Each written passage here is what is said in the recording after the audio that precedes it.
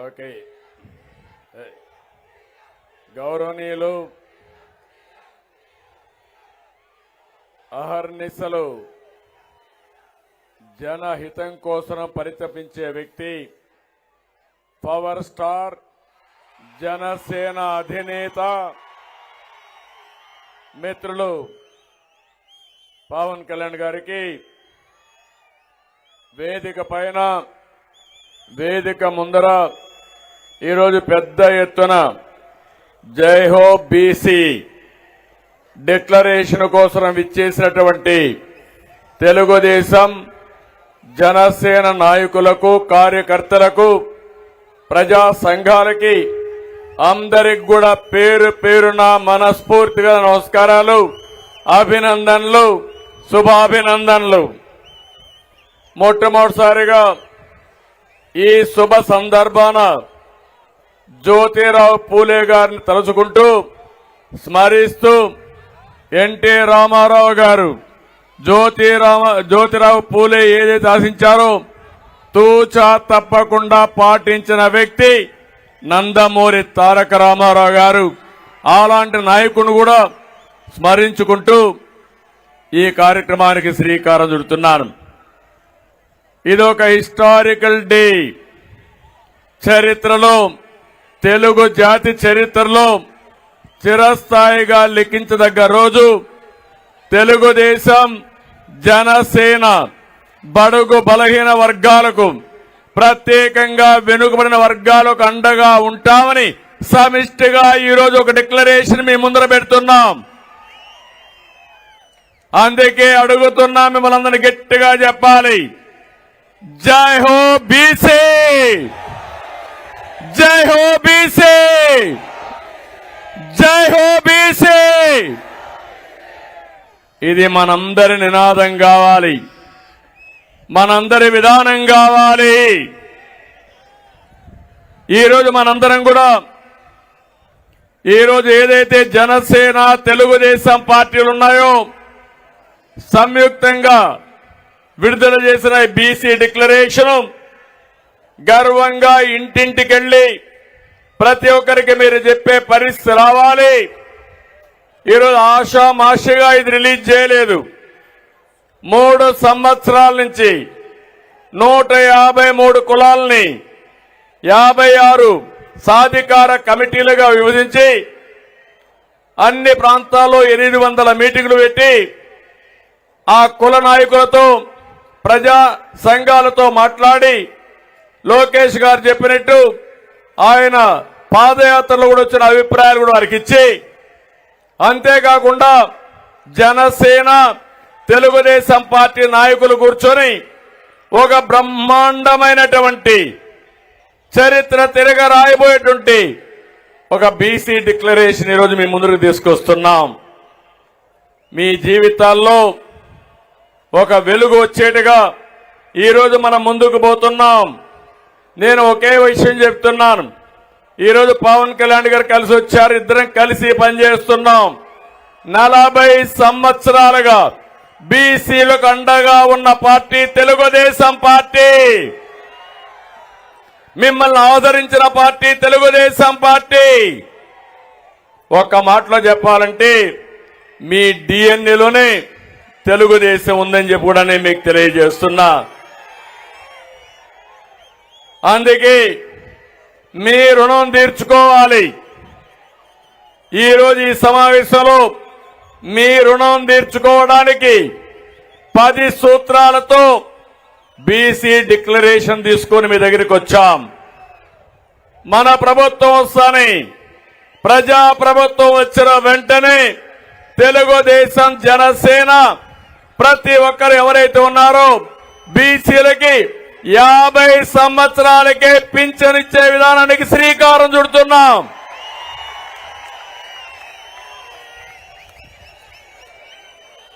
అందులో కూడా ఇప్పుడుండే పింఛన్ మీరు ఒక్కసారి గుర్తుపెట్టుకోండి. పింఛన్ ప్రారంభించింది ఎన్టీ రామారావు గారు 35 రూపాయలతో ప్రారంభించారు. దాన్ని 70 రూపాయలు నేనే చేశాను. తర్వాత వచ్చినప్పుడు 200 ఉంటే 200 నుంచి 2000 రూపాయలు చేసిన పార్టీ తెలుగుదేశం పార్టీ. ఇప్పుడు హామీ ఇస్తున్నా, అంచెల వారీగా వీళ్ళు చేశారు. అదే తెలుగుదేశం నుండి మొట్టమొదటిసారిగానే వచ్చేది 2019లో.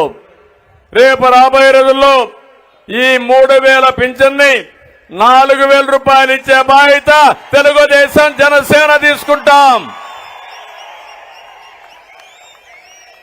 బీసీ సప్లాన్ ఏం తమ్ముళ్ళు పెట్టారా వీళ్ళని మిమ్మల్ని అడుగుతున్నా. 15,000 కోట్లు సంవత్సరానికి చెప్పారా లేదా అని అడుగుతున్నా మిమ్మల్ని. 15 రూపాయలు పెట్టారని అడుగుతున్నా మిమ్మల్ని. కానీ ఈరోజు మేము ఒకటి ఆలోచిస్తున్నాం, సంక్షేమ కార్యక్రమాలు ఇస్తూనే సంపద సృష్టించే మార్గం మీకు చూపించాలనే ఉద్దేశంతోనే సబ్ ప్లాన్ ద్వారా 1,50,000 కోట్లు 5 సంవత్సరాల్లో పెట్టే బాధ్యత మాది. సంవత్సరానికి 30,000 కోట్లు చొప్పున 5 ఏళ్లలో 1,50,000 కోట్లు పెడతామని చెప్పి కూడా మీకు తెలియజేస్తున్నా. ఇంకో పక్కన మీరు ఒకసారి దొంగ లెక్కలు చూపించి ఎక్కడ కూడా నిధులు దొడ్డిదారికి మళ్లించి బీసీలకు అన్యాయం చేసిన పార్టీ వైఎస్ఆర్ కాంగ్రెస్ పార్టీ. స్థానిక సంస్థల్లో రిజర్వేషన్లు ఉండాలి. 25% ఉంటే కాదు 34% ఉండాలని ఆ రోజు తెలుగుదేశం పార్టీ ఆధ్వర్యంలోనే రిజర్వేషన్లు పెంచాం. జగన్మోహన్ రెడ్డి వచ్చిన తర్వాత 34 నుంచి 25%కు తగ్గించాడు. దగ్గర దగ్గర 16,800 మంది పదవులు కోల్పోయారు. మీరొక్క విషయం గుర్తుపెట్టుకోవాలి, నాయకత్వం అనేది రాత్రికి రాత్రే రాదు, అనునిత్యం తయారు చేసే తప్ప సాధ్యం కాదు. ఓసారి చాలా మంది వెనుకబడి ఉంటారు. దానికి కారణాలు విశ్లేషిస్తే ఒకటి ఆర్థికంగా వెనుకబడి ఉండడం, రాజకీయంగా వెనుకబడడం, సామాజికంగా వెనుకబడడం, ఈ అన్ని కారణాలతో ఎన్ని సంవత్సరాలైనా పేదరికంలో మగ్గే పరిస్థితి వస్తుంది. అలాంటి సందర్భంలో మొట్టమొదటిసారిగా రాజకీయాల్లో వెనుకబడిన వర్గాలకు రిజర్వేషన్లు పెట్టాలని పెట్టి రాజకీయ నాయకులు తయారు చేసిన పార్టీ తెలుగుదేశం పార్టీ అని చెప్పి కూడా నేను మీకు తెలియజేస్తున్నా. దీని తర్వాత సమర్థవంతమైన నాయకత్వం వచ్చారు. నేను ఇంకొకటి హామీ ఇస్తున్నా, నిరంతరం పోరాడతాం. చట్టసభల్లో 33% వెనుకబడిన వర్గాలకు రిజర్వేషన్లు పెట్టే వరకు, అసెంబ్లీలో పార్లమెంట్లో మీ రిజర్వేషన్లు వచ్చే వరకు మీ తరపున మేము పోరాడతామని ఈ ప్రజా డిక్లరేషన్ లో కూడా మీకు అందరికి చెప్తున్నా. ఇది కాకుండా ఇంకో పక్క చూస్తే ఎవరైతే 153 కులాలున్నాయి, అన్ని కులాలకు మేము స్థానాలు ఇవ్వలేకపోవచ్చు. వీలైనంత వరకు అందరినీ అకామిడేట్ చేయడానికి ప్రయత్నం చేస్తాం. అటు జనసేన తెలుగుదేశం కూడా ఒకవేళ గెలవాలి, ఈ రాష్ట్రాన్ని కాపాడుకోవాలి. ఒకవేళ ఎవరికైనా మేము రాజకీయంగా ప్రాముఖ్యత ఇవ్వలేకపోతే, స్థానాన్ని కేటాయించలేకపోతే వాళ్ళందరినీ నామినేటెడ్ పోస్టుల్లో పెట్టే బాధ్యత ఎమ్మెల్సీలుగా, ఎంపీలుగా, కార్పొరేషన్ చైర్మన్లుగా వివిధ రంగాల్లో మిమ్మల్ని ప్రోత్సహించే బాధ్యత మాదని మీ అందరికీ హామీ ఇస్తున్నా. ఒకప్పుడు నేను ఆలోచించాం, ఆ రోజు 2 పిల్లల కంటే ఎక్కువ ఉంటే స్థానిక సంస్థల్లో పోటీ చేయడానికి అర్హత లేదు. ఇప్పుడు జనాభానే మన ఆస్తి. అందుకే నేను హామీ ఇస్తున్నా, పవన్ కళ్యాణ్ గారు ఇద్దరం కలిసి హామీ ఇస్తున్నాం. ఎంతమంది పిల్లలున్నా పర్వాలేదు, స్థానిక సంస్థల్లో మీరు పోటీ చేసే అర్హత ఉంటుంది. ఏదైతే పాత చట్టాన్ని రద్దు చేస్తామని చెప్పి కూడా నేను మీకు తెలియజేస్తున్నా. చట్టబద్ధంగా కుల గణన నిర్వహించాలి. వెనుకబడిన వర్గాలు ఎంతమంది ఉన్నారో అధ్యయనం చేయాలి. వాళ్ళ ఆర్థిక పరిస్థితులు అధ్యయనం చేయాలి. వాళ్ళ సామాజిక రాజకీయ నైవేద్యాన్ని దీన్ని కూడా ఒకసారి అధ్యయనం చేసి అందరికీ సముచితమైన స్థానం రావాలి. దీనికి కూడా సెన్సస్ పూర్తి చేస్తాం. మా ఆలోచన ఒకటి, జనాభా దామాషా ప్రకారం ఆర్థికంగా వెనుకబడి ఉంటే ఎక్కువ ప్రాధాన్యత ఇవ్వడం, అందరినీ సమాజంలో సమానంగా పైకి తీసుకురావడానికి, ఆర్థిక అసమానత తగ్గించడానికి మేము ప్రయత్నం చేస్తామని చెప్పి కూడా నేను మీకు తెలియజేస్తున్నా. ఇంకో పక్కన మనం చూశాం, బీసీల రక్షణ కోసం ఒక ప్రత్యేకమైన చట్టం. ఇది అవసరం. 300 మందిని పొట్టన పెట్టుకున్నారు. కొన్ని వేల మీద తప్పుడు కేసులు పెట్టారు. ఇది రాజకీయంగా ఎదుగుతున్నటువంటి బీసీ వర్గాలను అణిచివేసే ధోరణి. అందుకే ఒక ప్రత్యేక రక్షణ చట్టం తీసుకొస్తాం. ఎస్సీలకు ఎస్టీలకు ఏ విధంగా ఉందో నా బీసీల జోరికి ఎవరైనా వస్తే ఖబర్దార్ జాగ్రత్త ఉండండి హెచ్చరిస్తూ ఈ ప్రత్యేక చట్టం ద్వారా మిమ్మల్ని కాపాడుకునే బాధ్యత మేము తీసుకుంటామని చెప్పి కూడా నేను మీకు తెలియజేస్తున్నా. ఆర్థిక అభివృద్ధి కోసం జనాభా ఒక పక్క, మీ ఆర్థికంగా వెసులుబాటు ఒక పక్క, ఈ రెండో తీసుకుంటాం.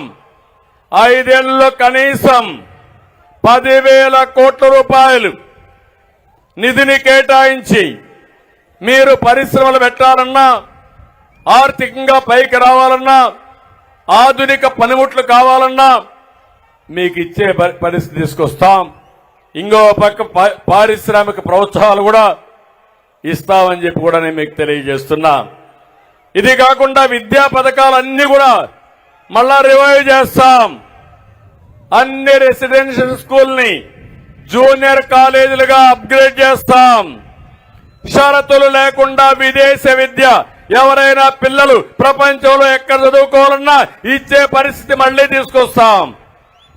పీజీ విద్యార్థులకు కూడా ఫీజు రీఎంబర్స్మెంట్ పునరుద్ధరిస్తాం. స్టడీ సర్కిల్ గాని, విద్యోన్నత పథకాలు గాని మళ్లీ ప్రారంభిస్తాం. ఇంకో పక్క చంద్రన్న బీమా, ఒకప్పుడు మట్టి ఖర్చులే కాకుండా 5 లక్షల రూపాయలు మీ ఇంటికి డబ్బులు పంపించేవాళ్ళం. మళ్ళా నా బీసీల కోసం 10 లక్షల రూపాయలు ఎవరు చనిపోయినా మీకు ఇచ్చే బాధ్యత తీసుకుంటాం.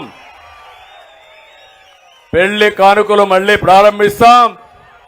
ఎవరు పెళ్లి చేసుకున్నా 1 లక్ష రూపాయలు ఇచ్చి ఆ పిల్లల పెళ్లిళ్లు ఘనంగా చేసే బాధ్యత తెలుగుదేశం జనసేన తీసుకుంటామని చెప్పి మీకు హామీ ఇస్తున్నా.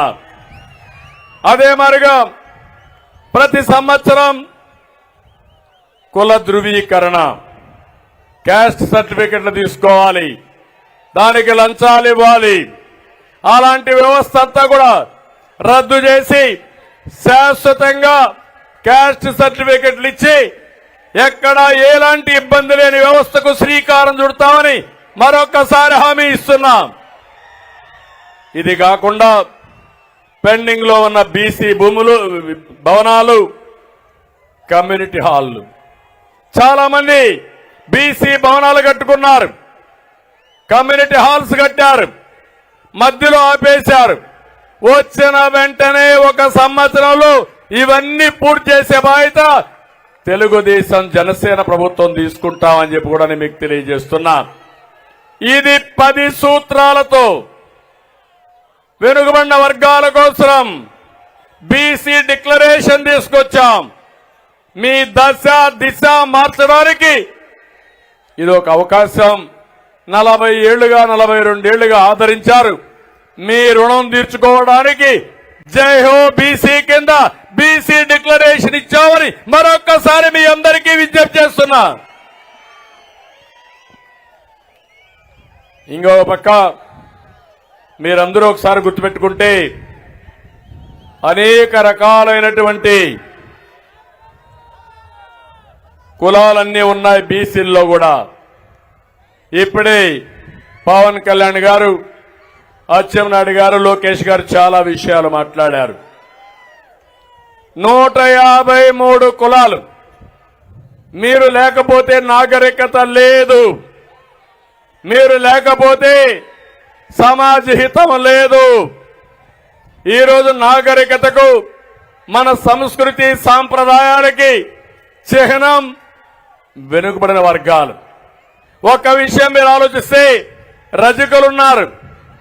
రజకులు బట్టలు దొక్కపోతే మనం ఇంత బాగా కనపడే పరిస్థితి రాదు, ఈ మీటింగ్కి వచ్చే పరిస్థితి కూడా లేదు. అలాంటి రజకులకు ఇబ్బంది ఉన్నాయి.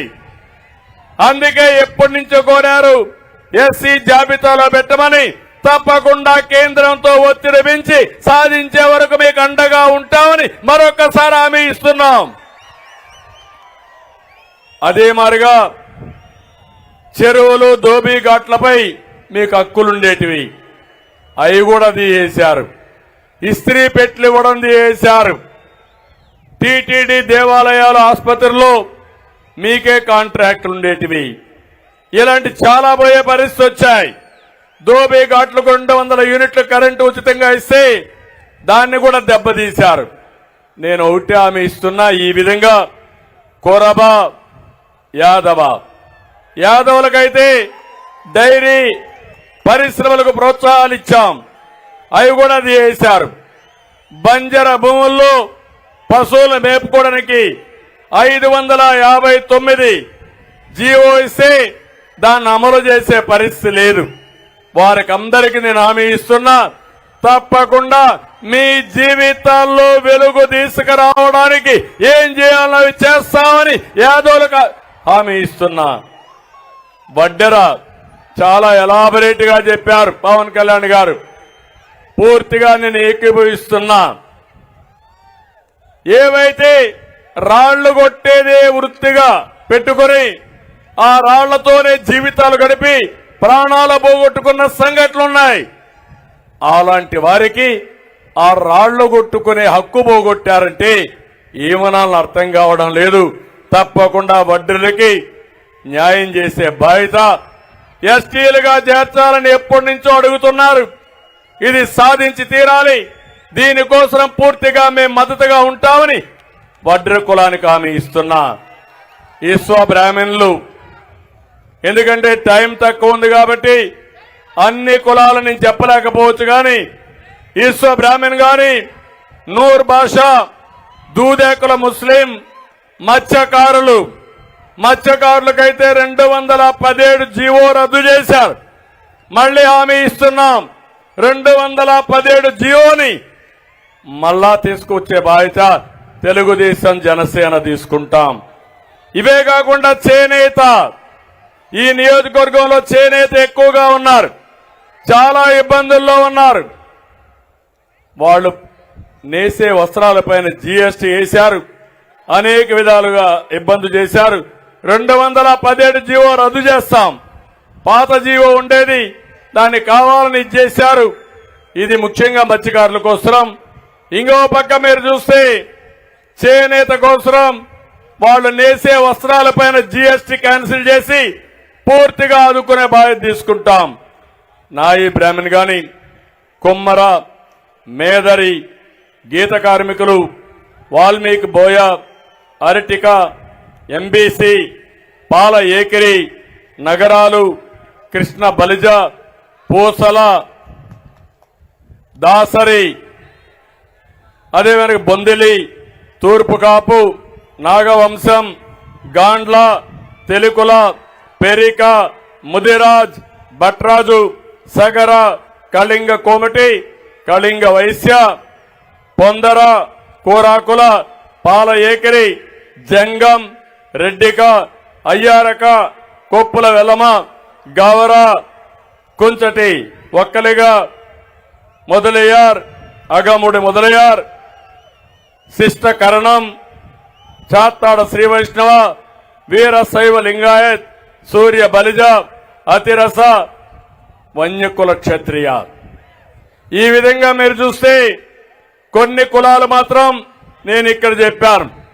ఇవి కాకుండా మొత్తం 157 కులాలున్నాయి. 153 కులాలకు న్యాయం చేసే బాధ్యత ప్రతి ఒక్క కులానికి కూడా నిధులు కేటాయించడమే కాకుండా మిమ్మల్ని ఆర్థికంగా పైకి తీసుకొచ్చే బాధ్యత మేము తీసుకుంటామని చెప్పి నేను మీకు హామీ ఇస్తున్నా. ఇదే కాకుండా ఈరోజు మీరు చూస్తే ఏదైనా నిధులు పెట్టినా, మీకు పనులు జరిగినా, మీకేమైనా వెసులుబాటు వచ్చినా అది తెలుగుదేశం పార్టీతోనే వచ్చింది. ఈరోజు వేదిక పైన ఉన్నారు, నాయకులందరినీ చూశారు. ఇక్కడుండే వాళ్ళందరూ బాధితులే. ఇక్కడే అచ్చెన్నాయుడు 80 రోజులు జైల్లో ఉన్నాడు. ఇక్కడే ఈ యొక్క కొల్లు రవీంద్ర ఎక్కడో హత్య జరిగితే ఆ హత్య ఆయన మీద పెట్టి 60 రోజులు 70 రోజులు జైల్లో పెట్టే పరిస్థితికి వచ్చారు. యనమల రామకృష్ణ లాంటి వ్యక్తి, కళా వెంకట్రావు లాంటి వ్యక్తి, వీళ్ళందరిపైన కేసులు పెట్టే పరిస్థితికి వచ్చారు. ఒకరిద్దరు కాదు, కేసులు లేకపోతే వాళ్ళు బీసీ నాయకులే కాదు, అందరి మీద కేసులు పెట్టే పరిస్థితికి వచ్చారు.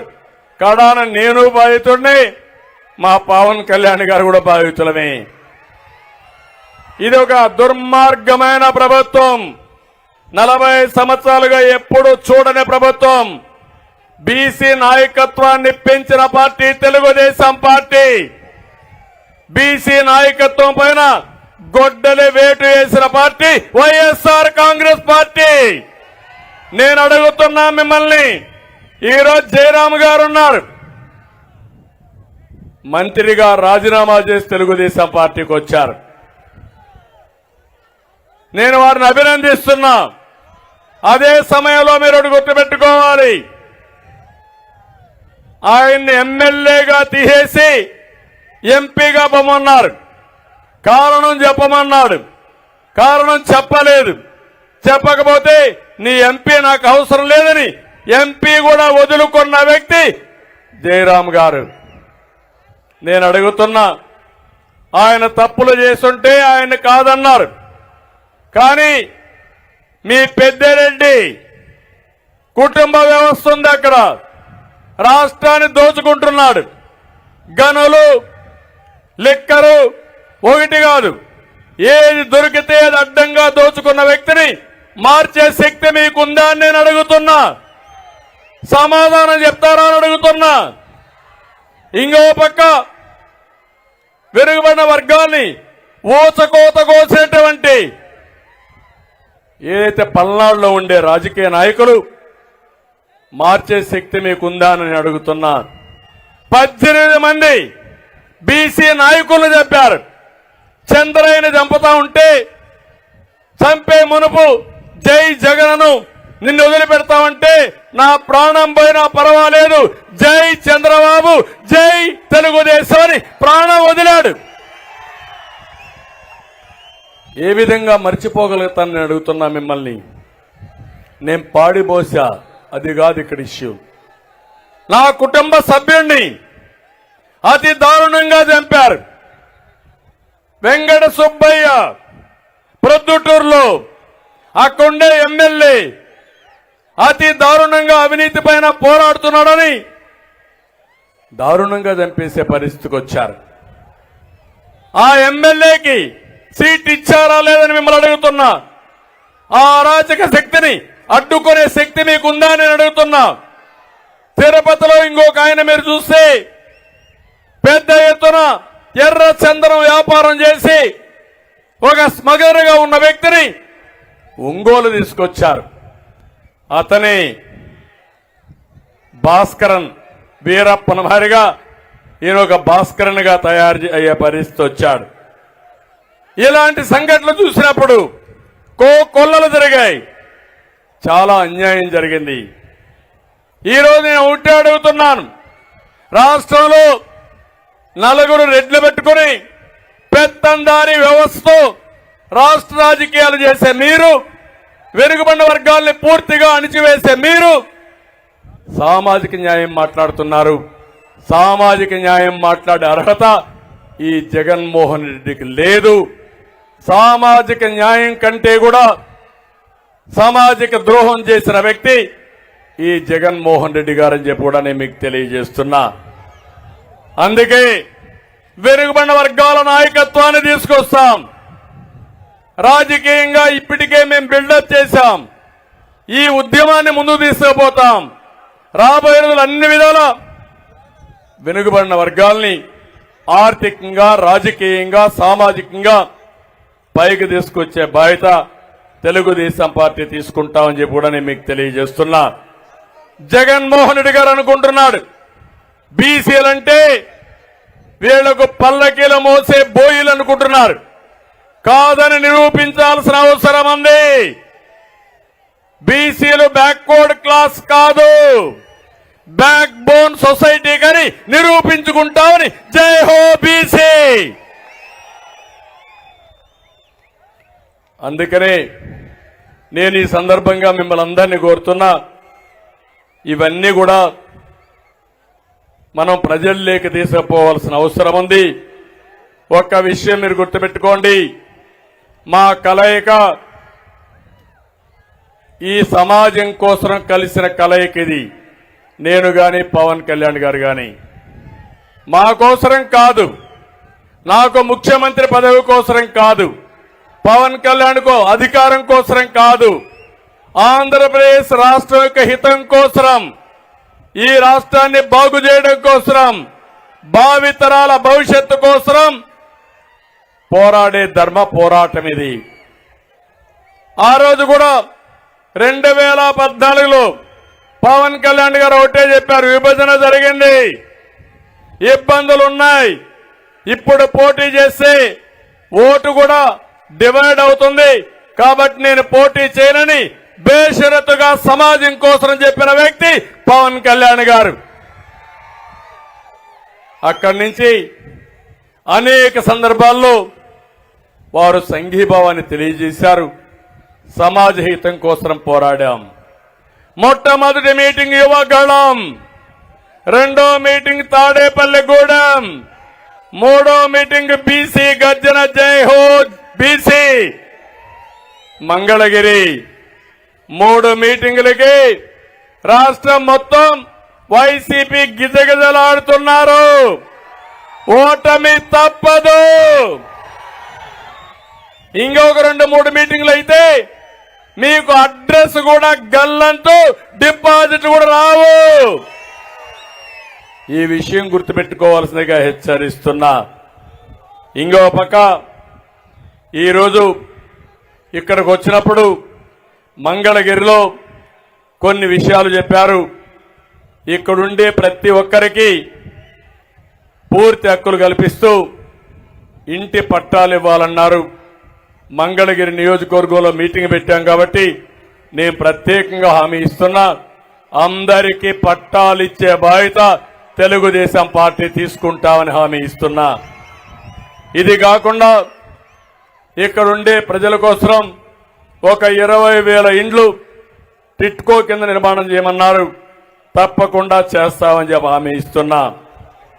మంగళగిరి చేనేతకు ప్రపంచ స్థాయి గుర్తింపు వచ్చే విధంగా వాళ్ళ ఆదాయం పెంచడం కోసం ఒక కార్యక్రమం చేశారు. అది కూడా మీరు చూస్తే టాటా సంస్థ భాగస్వామ్యంతో వీవర్స్ శాల ఒకటి ప్రారంభించి ఆదాయాన్ని డబుల్ చేశారు. ఇది మంచి శుభ పరిణామం. చేనేత కార్మికులపైన ప్రత్యేకమైన శ్రద్ధ పెడతాం, దీన్ని రిప్లికేట్ చేస్తాం, దాన్ని పూర్తి స్థాయిలో మంగళగిరిలో అమలు చేసి రాష్ట్రం అంతా అమలు చేస్తామని చెప్పి హామీ ఇస్తున్నా. ఇది కాకుండా స్వర్ణకారుల కోసం ఒక స్వర్ణకారుల కార్పొరేషన్ అడిగారు. ఎట్టి పరిస్థితులు పెట్టవలసిన అవసరం ఉంది.